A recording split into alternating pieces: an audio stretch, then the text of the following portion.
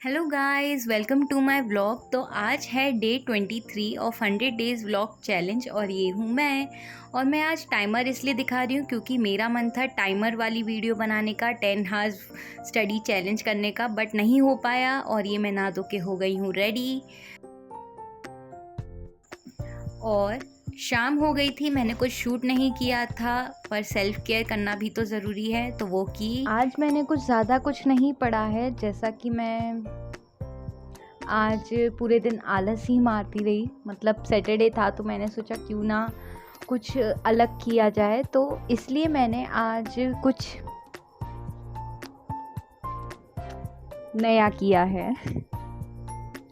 तो इसे देख के क्या लग रहा है आपको मैंने क्या किया है? तो इसे देख के डरने की ज़रूरत नहीं है, ये सिलेबस है। हाँ, ये सिलेबस है, वो भी बहुत सारे सब्जेक्ट्स का नहीं, एक सब्जेक्ट का, और वो भी एक सब्जेक्ट जनरल अवेयरनेस। तो डरने की ज़रूरत नहीं है क्योंकि इसमें एक के साथ साथ दो चीज़ें कवर हैं। मैं आज बताने वाली हूँ, जैसे कि आज मैंने कुछ पढ़ाई नहीं करी है, तो मैं आपको ये चीज़ समझाने वाली हूँ कि हम जीए में बहुत ज़्यादा कंफ्यूज होते हैं कि क्या करें क्या नहीं करें। तो मैं बेसिकली आज आपको ये एक क्लैरिटी देने वाली हूँ। जीए का सिलेबस कोई नहीं बता सकता, ये इम्पॉसिबल है कि कोई आपको जीए का सिलेबस बता दे, बट हाँ एक टॉपिक वाइज आपको कोई ओवरव्यू दे सकता है।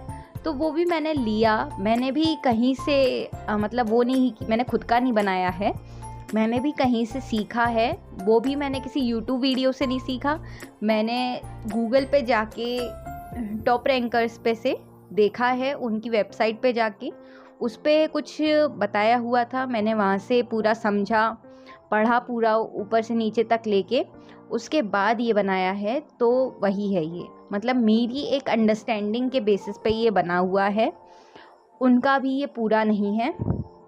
तो आइए मैं इसको ऊपर से दिखाती हूँ आपको कि ये कैसा लग रहा है, मतलब ट्राइपॉड को ऊपर सेट करके। अब करेंट अफेयर्स हमें पढ़ने हैं प्रीवियस 6 मंथ्स वाले, ठीक है। और हम मॉक्स लगाएंगे अड्डा 24/7 से। ये तो हो गई मेन बातें, ठीक है। अब हम इस सिलेबस को समझने की कोशिश करते हैं। तो सबसे पहले तो मैं ये क्लियर करना चाहूँगी, जो मैंने कहा था कि सिलेबस कोई नहीं बता सकता, तो ये सही बात है कि फिक्स्ड सिलेबस की इसी में से आएगा, कोई आपको लिख के नहीं दे सकता कि यही जीए का सिलेबस है और इसी में से आएगा। जीए का सिलेबस का मतलब होता है कि ये एक टॉपिक वाइज आपका एक ओवरव्यू है कि जो प्रीवियस ईयर में आया है, आपको लगता है कि ये भी बैंक से रिलेटेड है, पूछा जा सकता है, बस वो होता है जीए का सिलेबस। अब जीए के सिलेबस को हम दो पार्टीशन में बांट सकते हैं, एक होता है स्टैटिक जीए और एक होता है करेंट अफेयर्स वाला जीए। तो जो करेंट अफेयर्स वाला जीए होता है वो होता है एक हमारे बैंकिंग से रिलेटेड करेंट अफेयर्स जो डेली हो रहे हैं। अब इस बात को क्लियरली माइंड में सेट कर लीजिए कि हमको जब जीए पढ़ना है, वो भी करेंट अफेयर्स पढ़ना है, तो हमें दुनिया भर का ज्ञान इकट्ठा नहीं करना है, हमको सिर्फ बैंकिंग से रिलेटेड जीए पढ़ना है। और हम आईबीपीएस एसओ की तैयारी कर रहे हैं, वो भी लॉ ऑफिसर की, तो हमें लॉ से रिलेटेड ज्ञान इकट्ठा करना है, हमें दुनिया भर का ज्ञान बढ़ाना नहीं है। हम ये ज्ञान क्यों बढ़ा रहे हैं? क्योंकि हमें एक एग्ज़ाम क्रैक करना है, तो हमें अपनी उसी आइडियोलॉजी पे चलना है, ठीक है। अब इसमें दूसरी चीज़ मतलब जो हमारे करेंट अफेयर्स है उसको हम दो डिवाइड कर रहे हैं, दो पार्ट्स में। एक हमारा करेंट अफेयर्स जो भी बैंक से रिलेटेड करेंट अफेयर आएगा, एक आएगा लीगल करेंट अफेयर्स। मतलब कि लीगल करेंट अफेयर्स को मैंने इधर इसलिए ये पेंसिल से थोड़ा कुछ लिखा हुआ है, इसका मतलब है कि लीगल करेंट अफेयर्स तो ऐसा नहीं है कि हर कोई बताए या मुझे वीडियो मिल जाए करेंट अफेयर्स में, है ना, ज़रूरी तो नहीं मिले। मैं ढूंढ रही थी, मुझे नहीं मिल रही थी, तो मैंने उसके लिए एक सॉल्यूशन ढूंढा कि इसको मैं मंथ के एंड में गूगल पे, मतलब जो ऐसे अगस्त के मंथ के एंड में मैं गूगल पे लिखूँगी कि मुझे अगस्त मंथ का लीगल करेंट अफेयर्स चाहिए, ठीक है। वो मुझे जो करेंट अफेयर्स बताएगा, जैसे आजकल चैट जीपीटी चल गया है ना, मेटा चल गया है, तो उसके थ्रू मैं इसको कवर कर लूँगी। और मैं अपने पर्सनल एक्सपीरियंस से बता रही हूँ, ये बहुत सही सोर्स है, इससे अच्छा खासा मतलब चला जाता है। मैंने अपना कॉलेज में किया है वो पूरा इसी के सहारे किया है। कोई कॉलेज में नोट्स प्रोवाइड नहीं होते थे और कोई हमें एक्सटर्नल बुक्स नहीं खरीदी थी, हमने कुछ नहीं किया था, सिर्फ इसके भरोसे हमने पढ़ाई करी। और इतनी अच्छी, मतलब आप बोलो कि मैं अगर मेरी बात करूँ तो मेरे 10 सेमेस्टर में 10 SGPA में से 9.8 SGPA आए हैं। मैंने टॉप किया है, मान सकते हो इससे पढ़ के। और ये सच बात है, कोई एक बुक नहीं खरीदी, कोई एक बैरेक्ट नहीं खरीदी, कुछ नहीं खरीदा। मतलब आप इतनी अच्छी सोर्स है। मैं ये सोच रही हूँ अगर मेरे फर्स्ट ईयर में ये सोर्स आ गई होती तो मैं पता नहीं क्या ही करके रख देती, बट ये बाद में आई लेकिन ठीक है, आ गई 50 ईयर तक आ गई। तो अगर मैं स्टैटिक जनरल अवेयरनेस, और अब मैं जनरल अवेयरनेस की बात करती हूँ, ठीक है। अब हम जनरल GA की बात कर रहे हैं तो ऑब्वियस सी बात है, एक जनरल अवेयरनेस है तो हमें जनरल अवेयरनेस तो पढ़नी पड़ेगी, है ना। करेंट अफेयर्स तो पढ़ेंगे। अब उसमें स्टैटिक और करेंट अफेयर्स था, तो करेंट अफेयर्स ये हो गया। स्टैटिक हमारा ये है, स्टैटिक मतलब कि फिक्स्ड, जो कभी नहीं बदलने वाला है, जो हमारा लिखा हुआ ज्ञान है वो हमें मगअप कर लेना है, ऐसा का ऐसा। तो इस बात को बिल्कुल कस लो कि हमें 6 मंथ का GA करना, 6 मंथ का करेंट अफेयर करना है एग्ज़ाम से पहले। तो हम अपना स्टैटिक GA बिल्कुल एकदम पक्का करके अभी जो टाइम बचा है हमारे पास उसमें रखेंगे, ताकि हम करेंट अफेयर को अच्छे से कर पाएँ, ठीक है। अब इस चीज़ को देखो कि स्टैटिक GA है, ठीक है, और बैंकिंग एंड फाइनेंशियल अवेयरनेस है। अब इन दोनों में डिफरेंस क्या है? स्टैटिक GA वो GA जिसमें हम अपने इम्पॉर्टेंट डेज पढ़ेंगे, कैपिटल और करेंसीज पढ़ेंगे, ज्योग्राफी बेसिस पढ़ेंगे, मतलब कि रिवर्स, नेशनल पार्क्स वगैरह वगैरह। ये छोटी मोटी चीज़ें एक एक नंबर में आ जाती हैं प्रीवियस क्वेश्चन पेपर के अकॉर्डिंग। तो आप इसको स्किप करना चाहो तो मत करना, कर लेना। मतलब ओवरऑल इतनी जनरल नॉलेज तो रख ही सकते हैं हम अपने भारत देश के बारे में, है ना, कि रिवर के बारे में या नेशनल पार्क के बारे में इतनी तो जानकारी हम रख सकते हैं, है ना। अब बैंकिंग एंड फाइनेंशियल अवेयरनेस, तो ये क्या बला है? तो ये वो बला है जो आपकी नैया पार कराएगी, और मेरी भी मेरी होनी चाहिए, मतलब मेरे को ये है। तो बैंकिंग एंड फाइनेंशियल अवेयरनेस को हम बैकबोन कह सकते हैं GA सेक्शन की, और ये लार्जली स्टैटिक ही होता है। मतलब हम ये कह सकते हैं कि थोड़ा बहुत चेंज आएगा क्योंकि रूल्स रेगुलेशंस हैं, बदलते रहते हैं, बट लार्जली ये स्टैटिक रहता है, फिक्स्ड रहता है। अब इसमें देखो RBI की मॉनेटरी पॉलिसीज़, है ना, RBI और मॉनेटरी पॉलिसीज़, या कह लो बैंकिंग टर्मिनोलॉजी, बैंकिंग टर्म्स जो कभी नहीं बदलेंगी भी तो कोई अमेंडमेंट के बाद बदलेंगी, तो यही है, ठीक है। और कमिटीज़ एंड रिपोर्ट्स, जो कमिटी जैसे कि हमारी एक थी नरसिम्हा कमेटी, है ना, बैंकिंग, मतलब जो लॉ के बच्चे होंगे उन्हें तो ये कमेटी, भले ही इसके रिलेटेड कुछ याद होना हो, इस कमेटी का नाम तो अच्छे से ध्यान होगा ही होगा। तो ये वो है, ठीक है। तो इसमें आगे के पेज में इतना ही था, मैं पीछे का पेज लगा देती हूँ।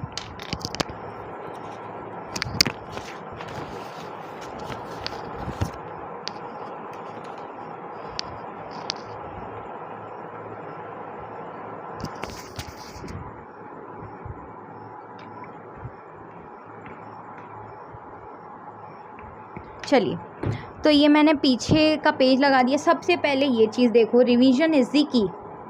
कुछ भी करो रिवीजन ज़रूर करो। मैं समझा रही हूँ, मुझे ये समझने लायक है, मैंने कोई अभी क्लियर कर लूँगी पढ़ में, लेकिन अभी मैं भी इस लाइन में लगी हुई हूँ, तो ये चीज़ मुझे भी समझनी चाहिए कि रिवीजन इज़ दी की। तो मैंने लिख दिया है, मैंने दोनों साइड लिख दिया है, रिवीजन इज़ दी की। रिवीजन तो बेटा कर लो अच्छे से, पढ़ ऐसे ही बस पैसिव लर्निंग करके काम नहीं चलेगा, एक्टिव लर्निंग करनी पड़ेगी। राइटिंग देखो मैंने कितनी सुंदर है। चलो वो सब छोड़ो, अब हम इस चीज़ पे आते हैं। तो ये जो मैंने प्लान बनाया है, आपको दिख रहा होगा यहाँ पे एक plan, GA priority list topic wise. अब ये बनाने की क्यों ज़रूरत पड़ी? बहुत सारी चीज़ें होती हैं जो हमको एग्ज़ाम से जस्ट पहले पढ़नी होती हैं, क्योंकि उनमें चेंजेस होते रहते हैं। तो 1 मंथ जस्ट बिफोर एग्ज़ाम हमें इन्हें पढ़ना है, जैसे कि RBI के सर्कुलर एंड बैंकिंग, ठीक है। ये चीज़ जो है ये हमें एंड तक पढ़नी पड़ेगी, तो हम इसे ध्यान रखें, इसलिए मैंने इसे यहाँ लिख दिया है कि 1 मंथ तक, 1 मंथ से मतलब एग्ज़ाम के 1 मंथ पहले से इसको पढ़ना है। फिर हमारा आता है मनी मार्केट इंस्ट्रूमेंट्स, ठीक है। अब ये चीज़ तो बदलने नहीं वाली है, फिर भी मैंने इसे प्रायोरिटी लिस्ट में देख लिया है ताकि मैं इतनी छोटी चीज़ भूलूँ नहीं, कि इसे रिवाइज़ करके जाना है। ट्रेजरी बिल्स, ठीक है, RTGS, NEFT, IMPS, limits and features. Limits भी चेंज हो जाती हैं, इसीलिए नंबरिंग वाला सिस्टम है, याद रखना मुश्किल है बट हम कर लेंगे।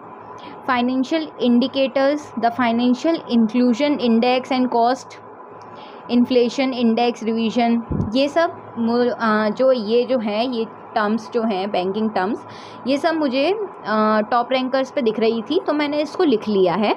इसको मैं इन डिटेल अभी पढ़ूंगी। Legal adjustment framework, banking regulations, related legislations and nationalisation history, ये हम पहले से पढ़ सकते हैं बट रिवीजन 1 मंथ पहले करना पड़ेगा। और ये ऐसी चीज़ है जो आती है, देखी जाती है मतलब हर एग्ज़ाम में। अब नीचे ये देखो, ये है स्टडी प्लान फॉर जीए। अब हम रोज़ इसको कैसे पढ़ सकते हैं, एक होता है ना, तो इस चीज़ को देखो, तो इस चीज़ को इतना सीरियसली मत लेना अभी, इस वाले पॉइंट को, 1 पॉइंट को, क्योंकि अभी हम स्टैटिक जीए पे ध्यान देंगे, करंट अफेयर्स पे बस वीडियो को देख के समझेंगे और अपने वो लगाएंगे, मॉक्स लगाएंगे, मतलब कि मॉक्स इन द सेंस कि एमसीक्यू है, दे दो, है ना, एक रिवीजन हो जाता है। तो 1 हार डेली करंट अफेयर्स, जब हम 1 हार करेंगे, वीडियो भी करेंगे, मॉक्स भी करेंगे, तो 1 हार आराम से हो जाएगा, इसलिए मैंने 1 हार लिखा है। 30 minutes daily static banking concept. अब स्टैटिक बैंकिंग कंसेप्ट को 30 मिनट क्यों दिए हैं मैंने, क्योंकि एक टॉपिक को पढ़ने में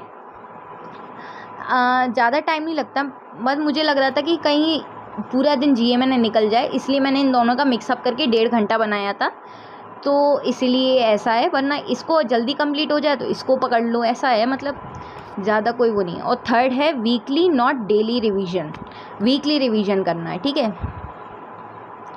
वीकली रिवीजन क्यों करना है, क्योंकि वीकली रिवीजन करने से मेमोरी बनती है और डेली रिवीजन करने से हमारी प्रैक्टिस होती है,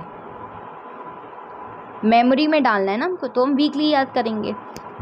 use monthly completion PDFs to catch patterns. अब मंथली कंप्लीशन पीडीएफ्स आती हैं जो हमें किसी की भी वेबसाइट पे या किसी की भी मतलब मिल जाएगा, ऐप होगी तो ऐप वगैरह पे, जैसे ऑलिव बोल्ट, इन सब पे मंथली पीडीएफ मिल जाती हैं। बस इतना ही था इसमें। आई होप आपको मेरा सिलेबस बनाने का पैटर्न अच्छा लगा होगा, नहीं अच्छा लगा तो मत यूज़ करना, बट अगर अच्छा लगा तो कमेंट में बता देना, ठीक है। और मैं कोशिश करूँगी कि मैं इंग्लिश का भी सिलेबस आपके साथ डिस्कस करूँ, क्योंकि धीरे धीरे ही करना सही है, एकदम से तो हम पढ़ भी नहीं पाएंगे।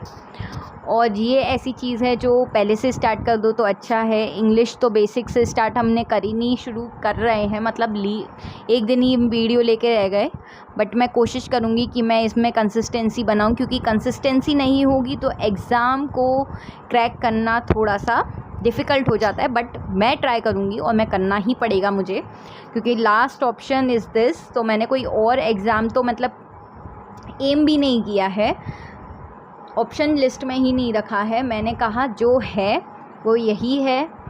तो और ये चीज़ ध्यान रखना कि आपको कोई भी जीए का सिलेबस फिक्स्ड नहीं बता सकता, तो किसी भी फेक सोर्स पे मत ध्यान देना।